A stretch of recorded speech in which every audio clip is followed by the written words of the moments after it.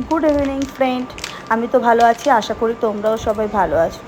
যারা যারা ম্যাগি খেতে ভালোবাসো আমার মতো, তারা এই রেসিপিটা ট্রাই করতে পারো।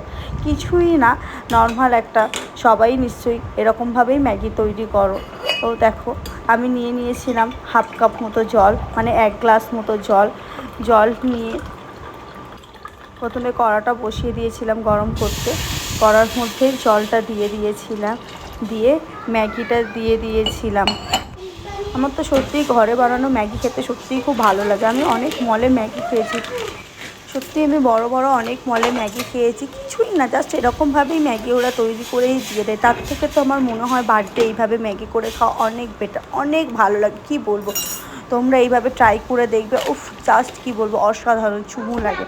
দেখো, একটুখানি টমেটো দিয়ে দেবে। আমার আজকের অনিয়ন ছিল না, একটু তার মধ্যে একটু যদি তোমরা পারো অনিয়ন দিয়ে দেবে, একটু লেবুর রস দিয়ে দেবে, আর তার সাথে একটু বাটার দিয়ে দেবে। কি বলবো, যা ভালো লাগে না, আমার হাজব্যান্ড আর আমার মেয়ে তো মানে আমরা চেটে ফুটে খাই। কি বলবো, অসাধারণ লাগে খেতে ম্যাগি। আমরা তো সব ম্যাগির প্রেমে পড়ে যাই। কি বলবো, খুব সুন্দর লাগে খেতে।